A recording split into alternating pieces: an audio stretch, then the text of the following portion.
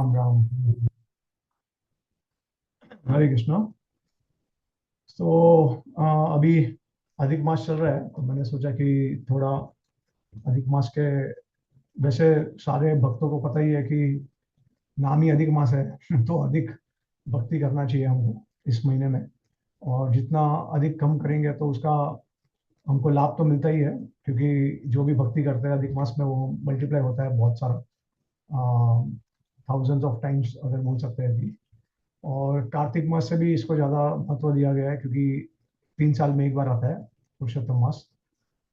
तो हम जो भी भक्ति के संदर्भ में जो भी हम नवविधा भक्ति करते हैं उसका बहुत अधिक लाभ मिलता है हमको। वैसे होता है ऐसा है कि अधिक मास आएंगे, कार्तिक मास आएंगे, हमको बहुत सारा अपॉर्चुनिटी मिलेगा भक्ति में आगे बढ़ने के लिए, भक्ति और बढ़ाने के लिए। लेकिन फिर जैसे ही अधिक मास खत्म हो जाता है तो वापस हम बैक टू नॉर्मल मोड में आ जाते हैं। और जो भी हमने कार्य किया होता है तो धीरे धीरे करके वो, अ, वैसे एक्स्ट्रा जो भी करते हैं वो तो हम करते नहीं है रेगुलर मंथ्स में। लेकिन जो इंटेंसिटी और जो फोकस के साथ जो करते हैं वो भी धीरे धीरे करके चले जाता है। तो कलयुग का प्रभाव है ये तो होना ही है एक्चुअली। भक्तों के संग में अगर भक्ति करते हैं तो सबसे श्रेष्ठ होता है। लेकिन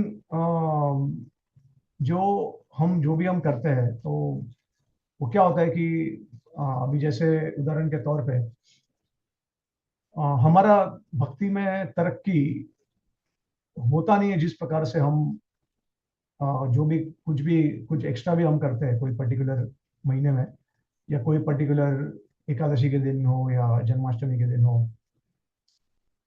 क्योंकि श्रीला भक्ति सिद्धांत ठाकुर कहते हैं कि दो चीज होती है, कि एक होता है कि हमारा जो स्वार्थ होता है, क्योंकि हम हमें काफी सेल्फिश डिजायर्स भी होते हैं। और दूसरा वो कहते हैं कि सीक्रेट बैड बिहेवियर, कि हर भक्तों के जीवन में उनके अपने अपने कोई ना कुछ ऐसे अनर्थ होते हैं जो उनको हमेशा परेशान करते हैं। और उसके वजह से सबको पता नहीं होता है, लेकिन सीक्रेटली कोई कोई भक्त जो है वो उसमें, वो अनर्थ में, उससे काफी उसका प्रभाव होता है। तो ये इसके कारण क्या होता है कि जो हम अच्छे से हमने जो धुलाई की थी, जो सफाई की थी कार्तिक महीने में, पुरुषोत्तम महीने में, या कोई भी अच्छे अच्छे दिनों में हम जो भी करते हैं, तो सारा क्या होता है कि जब जैसे ही मंथ खत्म हो जाता है, अधिक मास खत्म होता है, तो हम वापस अपने आप को, जैसे प्रभुपाद जी उदाहरण देते हैं और हमारे आचार्य भी कहते हैं कि जिस प्रकार से हाथी जो होता है वो नदी में जाता है और वो अच्छे से अपने आप को पूरा धोता है, हर एक उसका जो शरीर का अंग है उसको अच्छी तरीके से धोता है वो। लेकिन फिर उसकी प्रवृत्ति के वजह से जब वो बाहर निकलता है, तो अगर उसको मिट्टी में, अ, अगर उसको रोंगना अच्छा लगता है तो वो वापस अपने आप को धीरे धीरे करके मिट्टी के उसमें रोंगते लगता है। और उसके वजह से वापस उसका जो शरीर होता है वो पूरा मैलित दूषित हो जाता है। तो इसी की वजह से आप देखेंगे कि शास्त्र में भी बहुत कुछ बताया गया है कि भाई ये करने से आपको ये मिलेगा, ये करने से वो होगा, ऐसा होगा, वैसा होगा। लेकिन जब आप प्रैक्टिकल लाइफ में देखते हैं तो बहुत सारे कर्म नष्ट हो जाएंगे, बहुत हमको भक्ति में बहुत प्रगति होगा, ये होगा, ऐसा होगा, ऐसा होगा। लेकिन वो हमको नहीं मिलता है, क्योंकि क्या होता है, ये जो वृत्ति होती है वो अपराध जैसी होती है। कि अगर हम शास्त्र के कोई कोई इंस्ट्रक्शन को हम उसका पालन करते हैं, लेकिन बहुत सारे दूसरे शास्त्र के इंस्ट्रक्शन का पालन नहीं करते हैं, तो उससे हमको जो भी हमने पुण्य किया होता है, पुण्य तो नहीं कह सकते वैसे भक्ति में, पुण्य पाप से तो परे ही है भक्ति। लेकिन जो भी हमने अच्छी चीज की होती है भक्ति में, सुकृति हो या लाभ प्राप्त किया होता है, वो सारा का सारा वापस मैला हो जाता है। और इसके वजह से उसका जो फल है वो हमको ठीक तरह से नहीं मिलता है। दूसरा बात यह है कि ऐसा नहीं है कि भाई जब करने के समय पे अपराध का ध्यान रखना है, या फिर जो कार्य जब करते हैं भक्तों के साथ व्यवहार करते हैं तभी अपराध का ध्यान रखना है। और पूरे जीवन में हम जो भी करेंगे भक्तों के बिना, या हम अपने रेगुलर लाइफ में जो करते हैं उस प्रकार से अगर हम बर्ताव करते रहे, तो वो सारा बर्ताव जो है वो आपके भक्ति को, आपके कैरेक्टर को, चरित्र को और आपके जप को ये सब इन्फ्लुएंस करता है। तो ऐसा नहीं है कि आपको जो करना है, प्रभुपाद जी ने एक बार कहा था कि जैसे एक बार डिवोटी ने कहा कि प्रभुपाद जी क्या 16 माला सफिशिएंट है हमारे लिए, तो प्रभुपाद जी ने कहा हाँ, 16 माला कीजिए और सोचिए कि जो मुझे करना है, I would like to do whatever damn thing I would like to do, ऐसा है, ऐसा मर्जी से, मन मर्जी से करना है। तो उस प्रकार से अगर हम करते हैं तो पूरा लाभ नहीं मिलता है। जो भी हम बहुत सारी हम क्वांटिटी में जो चीज़ करते हैं तो वो, क्योंकि क्वालिटी नहीं है और चरित्र नहीं होता ठीक से, हम बर्ताव नहीं करते, तो ये सारा चीज़ जो है वो प्रभाव डालता है हमारे भक्ति में, क्योंकि भगवान जो है वो सारग्राही और भावग्राही है। तो वो हम सारे भक्तों का हृदय जानते हैं कि ठीक है, तुम फास्ट करो पुरुषोत्तम अधिक मास में जितना करना है उतना, तुम आ, अपना चैंटिंग बढ़ा दो, तुम अपना सेवा बढ़ा दो, तुम ये करो वो करो, लेकिन मुझे पता है कि तुम्हारे हृदय में क्या चल रहा है, मुझे पता है कि तुम ये होने के बाद वापस क्या करने वाले हो। तो अगर हमें सेल्फिश डिजायर होता है, अगर हम आ, पाप करते हैं उसके बाद, अगर हम हमारा कोई बुरा व्यवहार होता है जो हम सीक्रेटली करते हैं, तो ये सब चीज़ें भगवान को ही पता है, गुरु को पता हो सकता है शायद, लेकिन भगवान तो सब कुछ जानते ही है, तो इसके हिसाब से हमारा भक्ति में आगे एडवांसमेंट होता है। तो ये सारी चीज़ें छुप नहीं सकती है। तो इसके लिए चरित्र बहुत इंपॉर्टेंट है भक्तों के जीवन में, उसको हम इग्नोर नहीं कर सकते। और दूसरी बात यह है कि देखिए, श्रीला जीव गोस्वामी ये कहते हैं कि हमको प्रेम की प्राप्ति कब हो सकती है। वो कहते हैं भक्ति संदर्भ के पहले ही श्लोक में, वो कहते हैं कि हम गुरु जो हम जब हम साधु संग करते हैं, तो साधु संग का मतलब क्या है, साधु संग करने का क्या मतलब है। बेसिकली ऐसा नहीं है कि चलो मिलके हम भौतिक जगत के बारे में डिस्कस करें, है ना। बहुत बार बहुत समय ऐसा भी होता है कि हम भक्त मिलते हैं, और ऑफ कोर्स जरूरी है, क्योंकि वैष्णव एक दूसरे की मदद करने की कोशिश करते हैं, तो एक दूसरे का केयर करते हैं, तो भौतिक चीजों के ऊपर भी थोड़ा सा बातचीत होता है कि भाई कैसा है आपका स्वास्थ्य, कैसा है घर में, कैसा है, सब कुछ है अच्छा, खुशहाल है, सब लोग अच्छे हैं। लेकिन एक और जो पर्पस, मेन पर्पस जो साधु संघ का है, वो बेसिकली ये है कि हमको एडवांस डिवोटी एसोसिएशन हमेशा खोजना चाहिए कि भाई एडवांस एसोसिएशन कहाँ पे है, और एडवांस एसोसिएशन में फिर हम शास्त्र के को माध्यम में रख के, उसको सेंटर में रख के, फिर हम उसमें से बहुत सारी चीज को हमको सीखना होता है। तो जीव गोस्वामी कहते हैं कि prema can only be attend when you associate with devotees and when you discuss shastra from them, okay, when you hear shastra from them. So जब आप भक्तों के संग में आते हो, तो हमारा पहला सबसे जो कार्य है, जो सबसे मेन कहते हैं ना कि स्वरूप लक्षण है साधु संघ का, वो ये है कि हमको गुरु साधु शास्त्र के वाक्यों के द्वारा हमको पता चलना चाहिए, सीखना चाहिए कि किस प्रकार से भगवान कृष्ण की भक्ति हो सकती है, करनी चाहिए, और किस प्रकार पूरा जो हमारा तत्व ज्ञान है भक्ति के संदर्भ में, वो कृष्ण तत्व हो या भक्ति तत्व हो, प्रेम तत्व हो, रस तत्व हो, ये सब कुछ समझना बहुत आवश्यक है भक्ति के जीवन में। तो प्रभुपाद जी ने भी बहुत बार उनके तात्पर्य में कहा है, अगर आपने प्रभुपाद जी की किताबें पढ़े हैं अच्छे से, तो आपको पता चलेगा कि प्रभुपाद जी ये सब चाहते थे, बहुत जरूरी है, इसके बिना भक्ति में प्रगति करना ऑलमोस्ट इम्पॉसिबल है। तो क्योंकि देखिए भक्ति क्या है, वो हमको एक्चुअली पता नहीं है, ऑनेस्टली स्पीकिंग।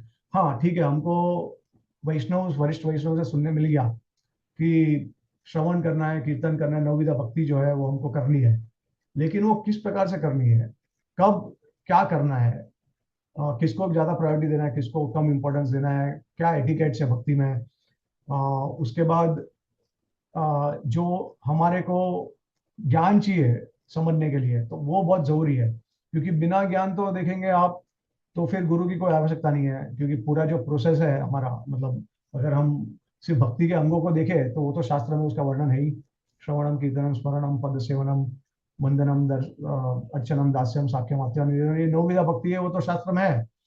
और आपको सबको पता है, हरे नाम हरे नाम हरे नाम एवं केवलम, और फिर हरे नाम में भी कौन सा हमको महामंत्र करना है, जब वो भी आपको पता है, हरे कृष्ण महामंत्र।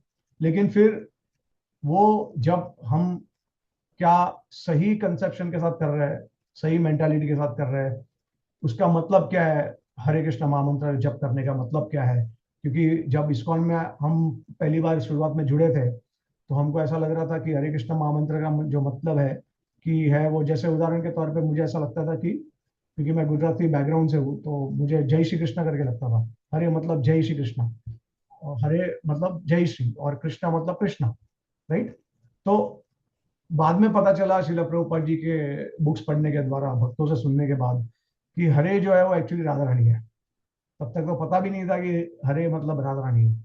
हमको ऐसा लगता, और कभी कभी भक्तों को ऐसा लगता था कि हरे कृष्णा और राम मतलब हरि कृष्ण और राम, जो भगवान के सबसे प्रोमिनेंट अवतार है। देखिए पहले तो हमको ये भी नहीं पता था कि कृष्ण जो है वो अवतारी है, और बाकी सारे जितने भी है भगवान के जो स्वरूप है वो अवतार है ना। हमको ऐसा पता था कि ये सब विष्णु भगवान के अवतार है बस। कृष्णा राम नरसिम्हा ये सब विष्णु भगवान के हैं। तो ये ज्ञान जब प्राप्त हुआ तो इसको कहते हैं संबंध ज्ञान। तो ये संबंध ज्ञान जो है ये बहुत जरूरी है, और इससे ही आपको एक्चुअली पता चलेगा कि भक्ति क्या है और भक्ति कैसे करनी है। ठीक है, उदाहरण के तौर पे देखिए, बहुत सारे भक्तों को काफी कंफ्यूजन भी हुआ है कि जैसे गुरु के ही पर्सपेक्टिव में देखें, तो जब गुरु का नाम आता है तो सब डिवोटीज को लगता है कि गुरु का मतलब है दीक्षा गुरु। लेकिन एक्चुअली ऐसा नहीं है। अगर आप शास्त्र देखेंगे तो जितने भी उपनिषद के जो कोट्स है, जैसे यस्य देवे पराभक्ति यथा देव तथो गुरु, उसके बाद तद विज्ञार्थम सगुरुम एवा विगच्छत, तो ये सारे जितने भी कॉमन जो प्रभुपाद जी ने कोट किए, आचार्यों ने कोट किए हैं, तो ये सब जो जितने भी शास्त्र के जो कोट्स है गुरु के बारे में, तो वो कहाँ पे भी दीक्षा गुरु के बारे में नहीं बता रहे हैं। आप समझिए, ये शिक्षा गुरु के बारे में बता रहे हैं, क्योंकि तद विज्ञानार्थम सा गुरुम एवा विगच्छत, मतलब जो गुरु हमको विज्ञान ज्ञान दे रहे हैं और अपने जीवन में उतारते हैं तो उसको विज्ञान कहते हैं।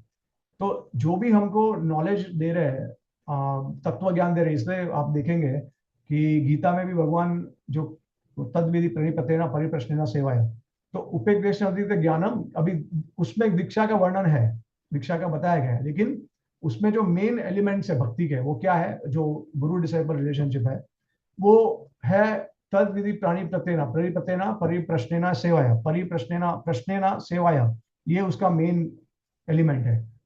उपेक्षा ज्ञानम ज्ञानिन तत्वदर्शिना। तो ज्ञान जो अभी देखिए, आपको गुरु तत्व के दर्शन कैसे कराएंगे, ज्ञान के द्वारा। तो ज्ञान का जो है एलिमेंट वो सबसे बड़ा इसमें बहुत इंपॉर्टेंट फैक्टर है, और उसका स्वरूप लक्षण होता है। बाकी जो है वो तटस्थ लक्षण है। लेकिन गुरु को प्रसन्न करके उनकी सेवा करते हैं, नम्र स्वभाव से उनका आदर सम्मान करके जब उनको प्रसन्न करते हैं, तो गुरु हमको ज्ञान देते हैं। तो वो ज्ञान जो होता है वो तत्व ज्ञान होता है। तत्व ज्ञान के द्वारा हमारा जो अविद्या है वो नष्ट होता है। इसी के लिए गुरु की आवश्यकता है। अभी मैं आपको एक उदाहरण देता हूँ कि देखिए, बहुत सारे भक्तों को शायद दीक्षा गुरु का मतलब क्या है वो शायद वो भी नहीं पता है। तो एक तरीके से देखेंगे तो हमारे आचार्य और गुरु साधु शास्त्र ने जिस प्रकार से हमको बताया है, तो दीक्षा का मतलब होता है, दो वर्ड का बनाया है ये जो शब्द है वो, और दी और शय करके, तो इसको जोड़ के दीक्षा करके शब्द बनाया जाता है। ठीक है। अब इसमें जो दीक्षा गुरु का जो मेन कार्य है वो दिव्य ज्ञान प्रदान करना, और शय मतलब जो पाप, जो भी आपके जीवन में जो भी अनर्थ है उसका नष्ट करना, उसको या पाप को नष्ट करना, ये मेन कार्य है दीक्षा गुरु के द्वारा संपन्न होता है। तो इसमें आप देखेंगे कि दिव्य ज्ञान तो है। दिव्य ज्ञान क्या है वो भी मैं आपको बताता हूँ।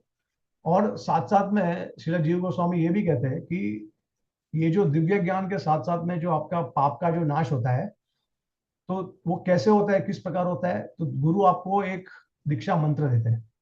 तो उस दीक्षा मंत्र के द्वारा जब आप भगवान की मूर्ति पूजा करते हो, ठीक है, तो उस दीक्षा मंत्र में, क्योंकि देखिए मूर्ति पूजा अर्च विग्रह जो है वो हम उनके पास में उनकी सेवा भी नहीं कर सकते जब तक हमारे पास दीक्षा मंत्र ना हो, क्योंकि दीक्षा मंत्र के माध्यम से ही हम एक्चुअली मूर्ति पूजा कर सकते हैं, और हमारे को अधिकार मिलता है कि हम मूर्ति को छू सके या उनकी सेवा कर सके। तो अब ये दीक्षा मंत्र क्या होता है, तो दीक्षा मंत्र एक बहुत स्पेसिफिक मंत्र है। जैसे अभी हरे कृष्ण महामंत्र जो है, ठीक है, वो आपको पहले जब आपको प्रदान हुआ था, अभी देखिए हरे कृष्ण महामंत्र, काफी भक्तों को ऐसा लगता है कि हमको हरे कृष्ण महामंत्र मिला था पहले दीक्षा के टाइम पे, लेकिन ऐसा कुछ नहीं है। आपको हरे कृष्ण महामंत्र ऑलरेडी मिल चुका है किसी भक्त के द्वारा, प्रभुपाद के किताब के द्वारा। कहाँ से, तो आपको पता ही है। आप दीक्षा, पहली दीक्षा के पहले तो आप ऑलरेडी हरे कृष्ण महामंत्र का चैंटिंग 16 माला कर रहे हो, तब जाके आपको दीक्षा मिला है। तो आपको हरे कृष्ण महामंत्र तो ऑलरेडी मिल चुका है। ठीक है, तो शास्त्र में फर्स्ट इनिशिएशन करके कुछ टेक्निकल डिफाइन ही नहीं है किया है। तो एक्चुअली में देखेंगे तो फर्स्ट इनिशिएशन जो है वो श्रीला भक्ति सिद्धांत ठाकुर ने परिस्थिति को देख के उन्होंने इंट्रोड्यूस किया था। उन्होंने जो दीक्षा था उसको दो भाग में डिवाइड किया, एक हरि नाम और एक दीक्षा मंत्र। तो सेकंड इनिशिएशन होता है, उसको दीक्षा मंत्र कहते हैं। इसके लिए प्रभुपाद जी कहते हैं एक लेटर में, वो कहते हैं कि first initiation is more important than second initiation. और फिर दूसरे लेटर में कहते हैं कि but actual initiation, real initiation is second initiation. तो ये कैसे समझ सकते हैं हम? वो बहुत सारे भक्तों को ऐसा भी लगता है कि अरे जब हमारा दीक्षा होता है फर्स्ट इनिशिएशन, तब हमारे सारे पाप जो है वो गुरु उस समय नष्ट कर लेते हैं या ले लेते हैं। ऐसा भी कुछ नहीं है। देखिए गुरु, पाप जब तक आप एक बार गुरु आपको स्वीकार करते हैं ऑफिशियली, तब जो भी आप पाप करते हो तो ऑफकोर्स उसका रिएक्शन गुरु भी लेते हैं, उसमें कोई डाउट नहीं है। लेकिन भक्ति के अंगों में इतना पावर है कि वो पाप जो है वो अपने आप नष्ट हो जाते हैं। गुरु ज्ञान देते हैं और ज्ञान से आपका अविद्या जो है वो नष्ट होता है। अविद्या जब नष्ट होता है तब बाद में जब आप भक्ति ज्ञान के द्वारा करते हो, संबंध ज्ञान के द्वारा, तब अपने आप धीरे धीरे करके आप, वैसे भी देखिए 4 रेगुलर प्रिंसिपल श्रीला प्रभुपाद जी ने इसके लिए कहा है कि हमको 4 नियम का पालन करना है। तो हम जब वो नहीं करते तो अपने आप ही पाप हम नहीं करते। और जब पाप नहीं करते तो कोई मतलब ही नहीं है कि कोई हमारे पाप नष्ट हो सके। हाँ, अनगिनत शायद अननोइंगली कोई पाप हो सकते हैं हमारे से, लेकिन वो भक्ति के प्रोसेस से ही, अगर आप भक्ति का प्रोसेस ठीक से फॉलो करोगे तो उससे ही नष्ट हो जाते हैं। तो तो इससे हमको समझना है कि जब ऐसा कहा गया है कि गुरु हमारे पाप ले लेते हैं या नष्ट करते हैं, तो it's a on going process. जैसे कल उठ के अगर आपने पाप करना चालू कर दिया वापस दीक्षा लेने के बाद भी, ठीक है, तो उसके बाद गुरु आपका परित्याग करेंगे, क्योंकि अगर आप रेगुलेटरी प्रिंसिपल्स ब्रेक करते हो या फिर अगर आप फॉलो नहीं कर रहे हो तो एक तरीके से आप कॉन्ट्रैक्ट ब्रेक कर देते हो। तो ये गुरु के ऊपर फिर निर्भर करता है कि वो आपका परित्याग करे या ना करे। तो उसके बाद वो उनको कोई रिएक्शन नहीं मिलता, लेकिन जब तक वो बॉन्डिंग है, जब तक कॉन्ट्रैक्ट है, तब तक हो सकता है। लेकिन अब कहने का ये मतलब है कि देखिए, जो दीक्षा होती है, तो दीक्षा के द्वारा दीक्षा मंत्र दिए जाते हैं। दीक्षा मंत्र के द्वारा ही आप अर्चा विग्रह की सेवा कर सकते हो। और क्योंकि हम वैसे तो देखिए, नाम में अगर हमको अटूट विश्वास है, अगर नाम हमारे लिए सब कुछ है, तो नाम में इतना अगर अटूट विश्वास किसी को है और हमारा चरित्र और आचरण जो है वो अच्छा है एकदम, तो उससे क्या होगा, बस उतने ही आपको भगवान के धाम में लेके जाने के लिए काफी है। लेकिन अगर हमारा बिहेवियर है, चरित्र जो है हमारा, जो जिस प्रकार से भक्ति हम कर रहे हैं, अगर हम निष्ठा के स्तर पे नहीं है, अगर अनर्थ से जूझ रहे हैं, तो उसको अगर निष्ठा के स्तर पे लाना है, रेगुलेटिव प्रिंसिपल के स्तर पे, रेगुलेटेड स्तर पे लाना है, स्टडी स्तर पे लाना है, तो उसके वजह से शिला प्रभुपाद जी ने कहा और हमारे आचार्य कहते हैं कि मूर्ति पूजा बहुत आवश्यक है, डीटी वर्शिप, अर्च विग्रह की सेवा। तो जब मूर्ति पूजा इंट्रोड्यूस की गई है, उसका मतलब है कि आप दीक्षा मंत्र के बिना तो आप कर नहीं सकते हो मूर्ति पूजा। इसी के लिए दीक्षा मंत्र या दीक्षा को इंट्रोड्यूस किया है हमारे गौड़िया वैष्णविज्म में। अदरवाइज दीक्षा को महत्व इतना नहीं दिया गया है, क्योंकि कलयुग में हरिनाम सब कुछ, उससे सब कुछ मिल जाता है। हाँ, लेकिन वो स्टेडीनेस और एक अच्छे चरित्र को बनाने के लिए मूर्ति पूजा, अर्च विग्रह की सेवा करना आवश्यक है। तो वो स्तर पे आएंगे तब हमको, इसके लिए हम कहते हैं कि ब्राह्मण दीक्षा। हालांकि एक्चुअली ब्राह्मण दीक्षा दीक्षा मतलब दीक्षा तो वो ब्राह्मणिकल प्लेटफॉर्म पे ही होता है। तो ऐसा ब्राह्मण दीक्षा कहना मतलब 2 बार रिपीट करना है, वो ऐसा नहीं होता। दीक्षा मतलब एक एक तरीके से अज्यूम हो गया है कि आप ब्राह्मण हो उस तरह पे। तो इसी के लिए हमको उपवित भी दिया जाता है, ब्राह्मण थ्रेड। ठीक है, तो वैसे देखिए, एक और चीज मैं बताता हूँ कि हमको ब्रह्म गायत्री भी जो दिया जाता है इस्कॉन में, शिला भक्ति सिद्धांत ठाकुर ने इंट्रोड्यूस किया था और शिला प्रभुपाद जी उसी को फॉलो कर रहे हैं। एक्चुअली में उसका जो पर्पस है ब्रह्म गायत्री देने का, वो सिर्फ इतना साबित करना है कि भक्त जो है, वैष्णव जो है, वो जो काश ब्राह्मण जो है उससे ऊपर है। यही दिखाने के लिए हमको वो थ्रेड दिया गया है। अदरवाइज ब्रह्म गायत्री एक्चुअली हमारे लिए उसका कोई इंपॉर्टेंस नहीं है, ठीक है, क्योंकि वो एक तरीके से वैदिक में आ जाता है।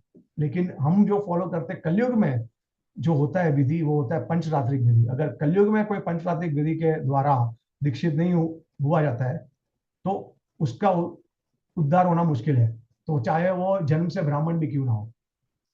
ठीक है, तो ये हमको समझना है कि जो दीक्षा मंत्र है वो हमको दिया जाता है, जिसके द्वारा हम अर्च विग्रह का सेवा करते हैं।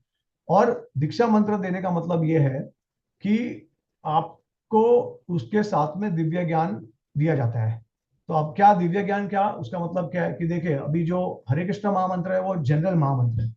जैसे आप अगर आपको एक स्पेसिफिक रिलेशनशिप, अगर जब तक आपको समझ में नहीं आया है कि मैं कृष्ण का भक्त हूँ, या मैं नरसिंह भगवान का भक्त हूँ, या मैं राम का भक्त हूँ, तब तक आप हरे कृष्ण महामंत्र इन जनरल चैंट कर सकते हो। क्योंकि हरे कृष्ण, अभी उसमें अगर आप भगवान श्री राम के भक्त हो, तो जो कृष्ण है वो एक्चुअली आपके लिए राम हो जाएगा, और हरे जो है वो सीता हो जाएगा। और उसी प्रकार से अगर आप कृष्ण और बलराम के भक्त हो, तो हरे जो है वो हरि हो जाएगा। राम तो है ही उसमें, बलराम हो जाएगा वो, और कृष्ण तो है ही। ठीक है, तो कृष्ण बलराम के अगर आप लीला में हो, तो आपके जो हरे कृष्ण महामंत्र है वो उस प्रकार से आपको मैनिफेस्ट करेगा। ठीक है, अगर आप रुक्मिणी द्वारकाधीश के भक्त हो, तो उस प्रकार से हरे जो होता है वो रुक्मिणी हो जाता है। ठीक है, तो ये आप जे यथा माम प्रपदन्ते ताम सदा भजामि हम, जिस प्रकार से आप भगवान को पूजना चाहते हो, उसके हिसाब से हरे कृष्ण महामंत्र आपको रिवील करता है। लेकिन क्योंकि हरे कृष्ण महामंत्र जो है उनको सबसे ऊपर का जो रस है वो प्रदान कर रहा है, और उसमें सारे नीचे के रस भी आ जाता है, इसके लिए हमको हरे कृष्ण महामंत्र दिया गया है। लेकिन ये एक जनरल है महामंत्र, ठीक है, क्योंकि आपके पास अभी तक संबंध ज्ञान नहीं आया कि भाई मैं मुझे किसका वर्शिप करना है इटरनली, मेरा स्थायी भाव क्या है। जो मैं अगर मेरा संबंध किसके साथ है, जो असल में मेरा संबंध है, क्या वो कृष्ण के साथ है, और उसमें भी कृष्ण कौन, द्वारका के कृष्ण के साथ है, या वृंदावन के कृष्ण के साथ है, या हमारा संबंध जो है राम के साथ है। उस प्रकार से जब ये चीज आपको रिवील होगी, और उसके साथ में जब आप हरे कृष्ण महामंत्र चयन करोगे, तभी आपका वो आ, पूरा जो है वो समाप्त होता है। क्योंकि संबंध ज्ञान के साथ में आप हरे कृष्ण महामंत्र चयन करते हो, शिक्षा के द्वारा हरे कृष्ण महामंत्र। लेकिन अगर आपको वो ज्ञान नहीं है, तो दीक्षा मंत्र के द्वारा जो दिव्य ज्ञान उस मंत्र में होता है, जैसे अभी उदाहरण के तौर पे, वैसे तो ये सीक्रेट मंत्र है, लेकिन शायद बहुत सारे भक्त जो है ब्राह्मण भी होंगे, तो उदाहरण के तौर पे क्लीम कृष्णाय गोविंदाय गोपीजन वल्लभाय स्वाहा। तो अब ये जैसे इधर वल्लभ संप्रदाय में भी ये मंत्र का जाप होता है, सीक्रेट मंत्र है ये, और इस्कॉन में भी ये गोपाल मंत्र करके कहते हैं इसको। तो अब इसमें देखिए बहुत स्पेसिफिक रिलेशन है, श्री क्लीम कृष्णाय गोविंदाय गोपीजन वल्लभाय स्वाहा। तो गोविंदाय किसको आप वर्शिप कर रहे हो, वो कृष्णा जो गोविंद है, जो गोपाल है, और गोपीजन वल्लभ है, जो गोपियों के वल्लभ है। ठीक है, तो इस प्रकार से आपको बेसिकली कहा गया है, एक स्पेसिफिक रिलेशनशिप दिया है कि आप कृष्णा इन व्रज, इन वृंदावन वाले कृष्णा को आप वर्शिप कर रहे हो, तो ये बहुत स्पेसिफिक हो जाता है। ठीक है, इसको कहते हैं संबंध ज्ञान, जो आपको मंत्र के द्वारा, तो ये मंत्र अगर उसका मीनिंग देखेंगे तो ये मीनिंग निकलता है, तो एक स्पेसिफिक रिलेशनशिप हो गया। वेर हरे कृष्ण महामंत्र है बहुत जनरल हो गया। ठीक है, क्योंकि उसमें ऐसा कुछ आपको पता नहीं चलेगा कि क्या है। हरे कृष्ण महामंत्र जिस प्रकार से आप अप्रोच करोगे उस प्रकार से रिवील करेगा। तो आप समझे, तो देखिए ये इसको कहते हैं दिव्य ज्ञान। और उसके बाद जब ये मंत्र का आप जप करते हो, ये सीक्रेट मंत्र है, ये दीक्षा मंत्र है जो, और उस साथ साथ में आप अर्च विग्रह की सेवा करते हो, तो धीरे धीरे आपके अनर्थ जो होते हैं नष्ट होते हैं, पाप नष्ट होता है। इसको कहते हैं, अब ये सेम चीज जो है वो आप हरे कृष्ण महामंत्र के द्वारा भी कर सकते हो। क्योंकि अगर आपको हरे कृष्ण महामंत्र आपके पास है, और अगर आपके पास संबंध ज्ञान है, अगर आपको रिवील हो रहा है होली नेम से। और ऐसा हमारे आचार्य भी कहते हैं कि हरि नाम जो है वो सब कुछ, हमारा जो स्वरूप है वो भी हमको रिवील कर देता है। तो इस अगर ये चीज हो जाता है तो हमको कोई दीक्षा की आवश्यकता नहीं है। आप समझ गए? तो देखिए, इसके लिए अब दीक्षा गुरु का जो रोल हो गया, उसका फिर इंपॉर्टेंस क्या रह गया? इंपॉर्टेंस कुछ नहीं है एक तरीके से। तो ज्यादा इंपॉर्टेंस किसका हो गया? शिक्षा गुरु का हो गया। तो इसके लिए शिला प्रभुपाद जी कहते हैं first initiation more important than second, because गुरु आपको पहले से अगर जो ज्ञान दे रहे हैं, शिक्षा दे रहे हैं, ठीक है। अब प्रभुपाद जी ये भी कहते हैं एक जगह पे कि धीरे धीरे करके अगर जो शिक्षा, जो जो डिवोटी हमको रेगुलरली गाइड कर रहे हैं हमारे स्पिरिचुअल लाइफ में, और कल उठ के अगर वो दीक्षा भी दे सकते हैं तो हम नेचुरली उनसे दीक्षा लेंगे, क्योंकि हम पहले से उनसे प्रभावित है। ठीक है। तो उस प्रकार से नेचुरली शिक्षा गुरु बिकम्स द दीक्षा गुरु। लेकिन अगर शिक्षा दीक्षा गुरु अलग है, तो हमको ये भी समझना है कि हमको शिक्षा किसने दी है। और ऑफ कोर्स शिक्षा का मतलब है गुरु साधु शास्त्र को रिपीट करना। ऐसा नहीं है कि हमारे कंडीशन के हिसाब से, हमारे नेचर के हिसाब से हमारा एक पर्सपेक्टिव है। क्योंकि देखिए, हर डिवोटी एक कल्चर से आए, बैकग्राउंड से आए। ठीक है। जैसे अगर आप वेस्टर्न डिवोटीज से अगर गाइडेंस दोगे तो वो ज्यादा ब्रॉड माइंडेड होंगे, ज्यादा ओपन होंगे, ज्यादा फ्रेंडली होंगे आपके साथ। और अगर आप सेम चीज अगर इंडिया में करोगे तो ज्यादा रिस्ट्रिक्शन होगा, ज्यादा स्ट्रिक्टनेस होगा। फिर कोई ज्यादा आपको शायद इंसिस्ट किया जाएगा कोई कोई चीजों पे। और तो रिलेशन और बैकग्राउंड से भी बहुत सारी चीज मैटर करती है। बट ये सारा जो चीज है वो, इससे कोई लेना देना नहीं है। जो हमारा जो शिक्षा होता है वो बेसिकली, शिक्षा जो आता है वो गुरु साधु शास्त्र के द्वारा आता है। इसके लिए मैं वापस ये कहता हूँ कि शास्त्र में जो दिया है, जो गुरु ने जो कहा है, जब तक उसका ज्ञात नहीं होगा हमको, तब तक हम दूसरों को ठीक से गाइड भी नहीं कर सकते। क्योंकि हमारा जो गाइडेंस होगा वो ज्यादातर मेंटल स्पेकुलेशन से आएगा। तो भक्ति क्या है, पहले तो ये समझने के लिए हमको गुरु साधु शास्त्र की आवश्यकता है। और जब तक वही हम ठीक से उसका श्रवण नहीं करेंगे, इसके लिए श्रील भक्ति सिद्धांत ठाकुर कहते हैं कि first shravanam, then comes kirtan. If no shravanam, there is no kirtan. तो श्रवणम, और श्रवणम किससे करना है? जो गुरु साधु शास्त्र के से ठीक अच्छे से उसको पता हो कि शास्त्र का जो सार है क्या है। शिला प्रभुपाद जी कहते हैं कि हमको डायरेक्टर इंस्ट्रक्शन में कहते हैं कि ज्यादातर हमको उत्तम अधिकारी से लेना चाहिए गाइडेंस। अगर हम मध्यम से लेते हैं तो हम प्रगति कर सकते हैं, लेकिन इतना ज्यादा नहीं कर सकते क्योंकि लिमिटेड होता है। लेकिन उत्तम अधिकारी से अगर लेंगे तो धीरे धीरे करके भक्ति में प्रगति अच्छे से हो सकता है और काफी आगे जा सकते हैं। और फिर शिला प्रभुपाद जी और हमारे आचार्य उत्तम अधिकारी का डेफिनेशन भी बताते हैं, जो जिसमें अटूट विश्वास है भगवान के प्रति, जो शास्त्र में निपुण है, शास्त्र को पूरा उसका जो सार है उसको पता है, और साथ साथ में शास्त्र को प्रस्तुत भी कर सकता है, किसी को भी पराजित कर सकता है अगर बाहर से कोई अटैक करता है तो इस प्रकार से हमको समझना है। वरना क्या होगा, बहुत सारा मिसकंसेप्शन है, और वो कभी दूर नहीं हो पाएगा। तो इसमें तो बहुत कुछ है कहने के लिए, हमारे पास समय कम है। तो यहाँ पे ही हम इसको विराम देंगे। और बस मैं विजय गोविंद प्रभु जी का परमिशन और ब्लेसिंग से मैं आपके साथ शेयर करना चाहता हूँ कि गोवर्धन इको विलेज में हमारा 3 दिन का सेमिनार है। और उसके बारे में मैं आपसे शेयर करना चाहूँगा स्क्रीन पे। तो कोई भी भक्त को अगर आना है तो आ सकते हैं आप।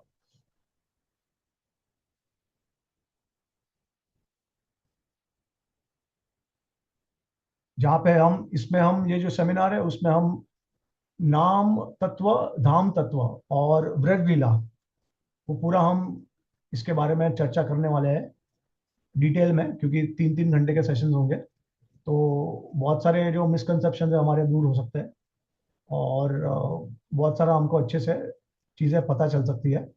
और पूरा का पूरा तत्व जो है, धाम तत्व, ये सब हमको मालूम पड़ेगा गुरु आचार्य शास्त्र के द्वारा।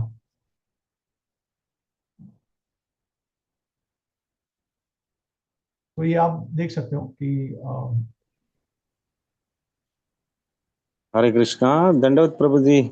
आप प्रेम रस दास, हमें कृष्ण प्रेम रस का चखाया और आपने बहुत अच्छा बताया कि हम पहले से विष्णु से सब आए हैं ऐसे सोचते थे, लेकिन कृष्ण, हरे कृष्ण में आने के बाद कृष्ण क्या चीज़ है वो सब हमें डिटेल बताया आपने। और शिक्षा गुरु और दीक्षा गुरु का भी हमें ज्ञान दिया। तो वंडरफुल लेक्चर आपका। और धन्यवाद। हरे कृष्णा। दंडवत दंडवत प्रभु जी। हरि बोल। धन्यवाद धन्यवाद। तो ये नाम रस उत्सव है इको विलेज में। अभी नेक्स्ट वीकेंड में फ्राइडे सैटरडे संडे अधिक मास के पावन अवसर में है। Coming Friday Saturday Sunday 5, 6, 7। और मैं आपको एक और शेयर करना चाहूँगा, एक 2, 3 फ्लायर है।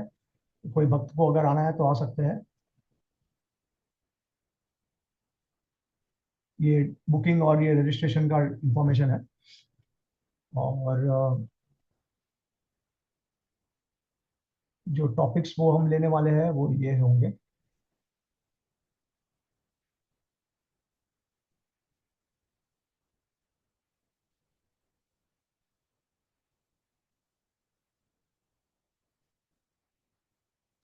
ये टॉपिक्स है: glories of holy name, process by which नाम विष्णु रिजल्ट्स, कृष्ण भगवान वृंदावन आए थे कि नहीं मथुरा द्वारका जाने के बाद, धाम का जो महिमा है, तत्व है। अलग अलग प्रकार के धाम होते हैं।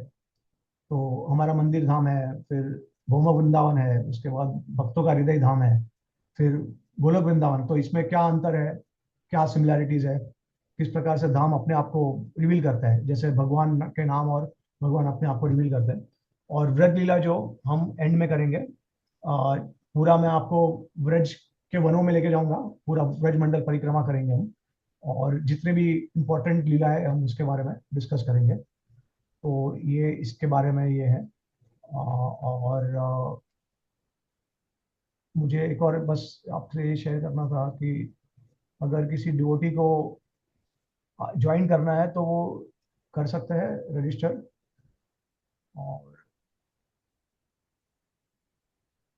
एक सेकंड,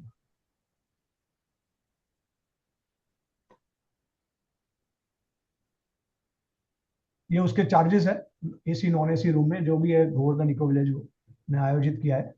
और सो इसमें अगर किसी को एक नाइट के लिए, एक दिन के लिए आना, 2 नाइट का प्रोग्राम है, 2 दिन का है, लेकिन अगर किसी को एक दिन के लिए आना है तो हाफ रेट हो जाएगा।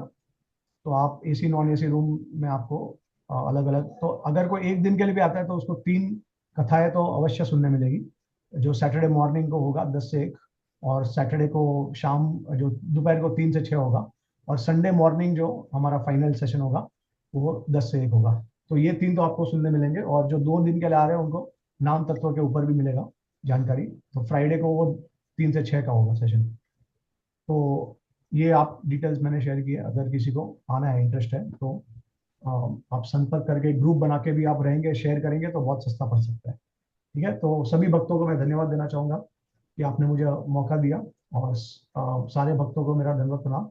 अनंत कोटि वैष्णव की जय, श्रील प्रभुपाद की जय। किसी भक्तों को अगर हाँ कुछ प्रश्न है तो आप बता सकते हो। हरे कृष्णा प्रभु जी, धन्यवाद प्रणाम। हरे कृष्णा प्रभु जी, दंडवत प्रणाम।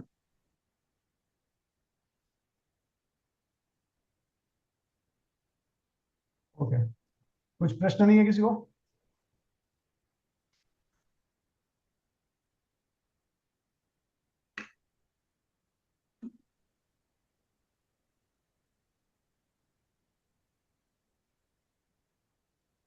Okay. All right. So thank you all the devotees for joining and giving me this opportunity. Hare Krishna.